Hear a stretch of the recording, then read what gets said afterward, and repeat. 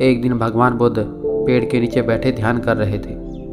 बुद्ध के सभी शिष्य बुद्ध के आसपास बैठे हुए थे। जिस गांव में भगवान बुद्ध ठहरे हुए थे उस गांव का बहुत बड़ा धनवान व्यक्ति भगवान बुद्ध के पास आया और हाथ जोड़कर भगवान बुद्ध के पास खड़ा हो गया।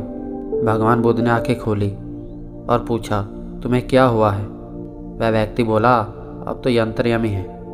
आप संसार की सब समस्याओं से ऊपर उठ चुके हैं। मैं आपके पास अपनी एक समस्या का हल जानने आया हूँ। बुद्ध बोले कि तुम्हें क्या समस्या है, तुम मुझे बता सकते हो। वह धनवान व्यक्ति बोला, हे भगवत, मैं इस गांव का और आसपास के सभी गांव में सबसे धनवान व्यक्ति हूँ। मेरे पास ऐशो आराम की हर चीज़ है। मेरा एक परिवार है जिसमें मेरे 2 पुत्र हैं, एक पत्नी है और मेरा कारोबार भी बहुत बड़ा है। हर जगह जहाँ भी मैं जाता हूँ लोग मेरी बहुत इज्जत करते हैं। मैं अपनी ज़िंदगी में जो भी चाहता था वह सभी मुझे मिला, लेकिन अब मैं नहीं जानता कि क्यों मैं हर वक्त चिंता में रहता हूँ। मुझे ये डर सताता है कि ये जो मैंने पूरी ज़िंदगी कमाया है, क्या एक दिन मुझसे ये दूर हो जाएगा? क्या मेरा परिवार भी मुझसे दूर हो जाएगा? हे बुद्ध, आप मुझे बताएं कि मैं क्या करूं? सब कुछ होते हुए भी मैं खुश नहीं हूं। पहले मैंने पूरी ज़िंदगी इन चीज़ों को अर्जित करने में लगा दी। आज मेरे पास जब सब कुछ है, धन दौलत, एक बड़ा व्यापार, समाज में इज्जत, तो भी मैं दुखी क्यों हूँ? बुद्ध बोले, क्या यही तुम्हारी समस्या है जिसके लिए तुम मेरे पास आए हो? वह व्यक्ति बोला, क्या अभी मेरी ज़िंदगी में मुझसे इससे बड़ी समस्या तो कुछ लगती ही नहीं।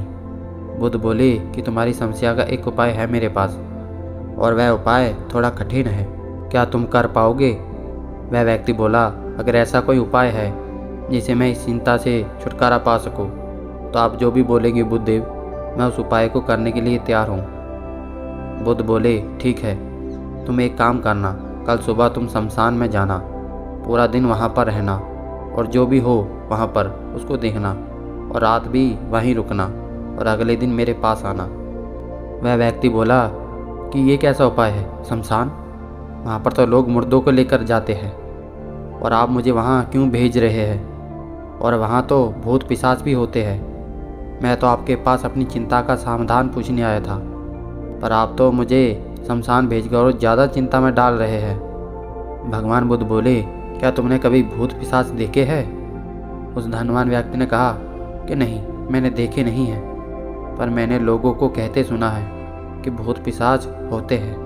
भगवान बुद्ध ने कहा, ये भी ठीक है, तुम्हें वहाँ ये भी जानने का मौका मिलेगा कि भूत पिशाच होते हैं कि नहीं। इतना कहकर बुद्ध मुस्कुराने लगे और बोले, अगर मैं अभी तुम्हें कुछ भी समझाऊँ तो शायद तुम समझ नहीं पाओगे, और कोई भी ज्ञान जब तक तुम्हारे मन पर असर ना करे तब तक बदलाव नहीं हो सकता। जैसा मैं कहूँ वैसा करो। वह धनवान व्यक्ति बुद्ध से आज्ञा लेकर चला गया। वह अगले दिन शमशान गया। वहाँ जाकर एक कोने में बैठ गया। पूरा दिन लोग अपने सगे संबंधियों की अर्थी लेकर आ रहे थे, उनका क्रियाक्रम कर रहे थे और जा रहे थे। पूरा दिन वह सब कुछ देखता रहा और फिर रात हो गई और वह वहीं सो गया। अगली सुबह वह बुद्ध के पास गया और बोला, बुद्धदेव, जैसा आपने बोला था, एक पूरा दिन शमशान में रहो और रात भी वहीं रुको, मैंने वैसा ही किया।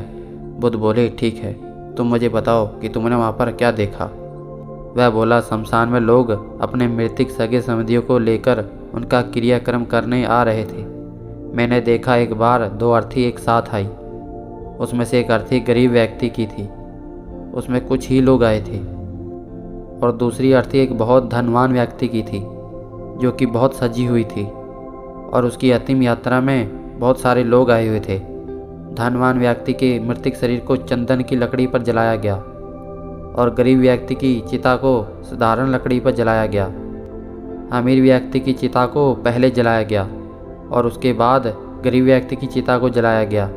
धीरे धीरे जो भी लोग आए हुए थे वह सभी चले गए और मैं वहाँ खड़ा दोनों जल रही चिता को देख रहा था।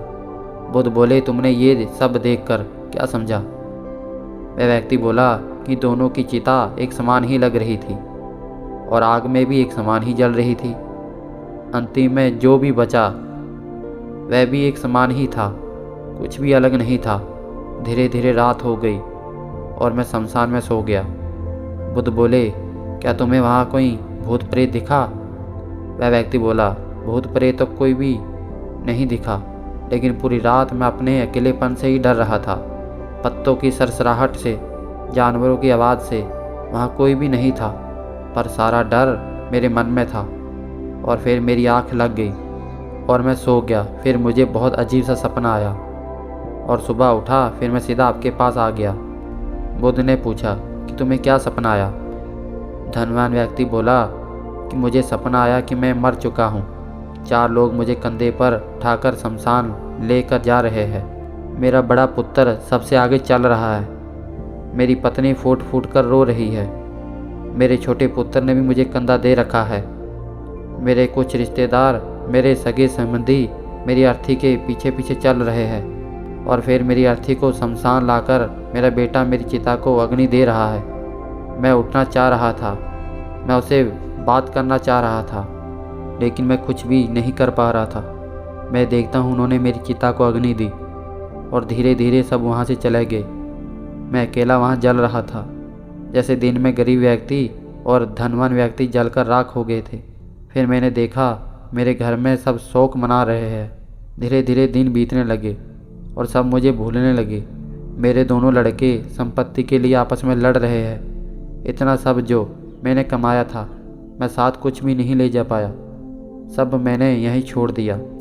मैंने ये भी देखा कि कुछ लोग मेरे बारे में ये भी बोल रहे हैं कि मैंने ज़िंदगी में किसी की मदद नहीं की।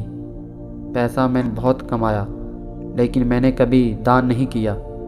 मैं ये सब चीज़ें देख रहा था, लेकिन मैं किसी को समझा नहीं पा रहा था। इसके बाद मैं खुद को बहुत हल्का महसूस करने लगा, जैसे मेरी सारी चिंताएं ख़त्म हो गई है। उन सभी चिंताओं से मैं मुक्त हो चुका हूँ। जिन चीज़ों को खोने का डर मुझे हमेशा सताता रहता था, उनसे मैं दूर हो चुका हूँ और एक शांति का अनुभव महसूस कर रहा हूँ। बुद्ध मुस्कुराए और बोले, एक दिन तो सभी को हमें इस दुनिया से जाना ही होता है। जीवन हमें प्रकार और ज्ञान से जीना चाहिए। किसी को कभी कष्ट नहीं पहुंचाना चाहिए। धन के पीछे हमेशा भागकर कुछ नहीं होता। अंत में हम सभी को सब कुछ यहीं छोड़कर ही जाना होता है। हमारे साथ बस कर्म जाते हैं। हमने जो भी धन दौलत व्यापार रिश्ते जो भी इस दुनिया में बनाया, उसमें से कुछ भी हम अपने साथ नहीं ले जा सकते। इसलिए हमको अपने धन को अच्छे कामों में लगाना चाहिए। धन कमाना गलत नहीं है। तुम जितना चाहे उतना धन कमाओ, लेकिन तुम उस धन का उपयोग कैसे करते हो, ये मायने रखता है। अगर तुम्हारा वह धन किसी ज़रूरतमंद के काम आए तो वह अमूल्य है। इसलिए हमें धन का दान देना चाहिए, दूसरों की मदद करनी चाहिए। अगर तुम्हारे पास मदद के लिए धन नहीं है तो तुम किसी को सही मार्ग दिखाकर भी उसकी मदद कर सकते हो। ये भी तुम्हारे कर्मों में लिखा जाएगा। फिर बुद्ध बोले कि तुम हमेशा जिन चीज़ों की चिंता कर रहे थे, जिस धन की चिंता कर रहे थे, जिन रिश्तों की चिंता कर रहे थे, तुमने खुद महसूस किया एक दिन सब यहीं छूट जाएगा। तुम्हारे रिश्तेदार, तुम्हारे सगे संबंधी भी तुम्हें एक दिन भूल जाएंगे। जो ज्ञान तुम्हें कल प्राप्त हुआ है उसे लक्ष्य बनाओ। तुम्हें ध्यान करना चाहिए। भगवान का ध्यान करने से तुम हर बंधन से मुक्त हो जाओगे। तुम्हें ऐसा एहसास होगा कि ये शरीर नश्वर है और ये आत्मा अमर है। तुम अपनी आत्मा को पहचान पाओगे। दोस्तों, आजकल लोग मरने से पहले ही मरे हुए का जीवन जीने लगे हैं। हर वक्त सोच विचार करते रहने से हमारा जीवन नरक बन जाता है। हर वक्त सोचने से हमारा जीवन बदलने वाला नहीं है। जैसे हर सिक्के के 2 पहलू होते हैं, ऐसे ही अच्छा और बुरा समय हमारे जीवन के 2 पहलू हैं। तो हमारे जीवन में अच्छा और बुरा समय तो आता जाता ही रहेगा। अंत में मौत तो पक्की है और यही सच्चाई है। तो आपसे हाथ जोड़कर विनती है, अभी आप जिंदा है तो एक जीवित इंसान की तरह जीना सीखो। और आपने अभी तक चैनल को सब्सक्राइब नहीं किया तो चैनल को सब्सक्राइब कर लेना और वीडियो को लाइक कर देना। धन्यवाद।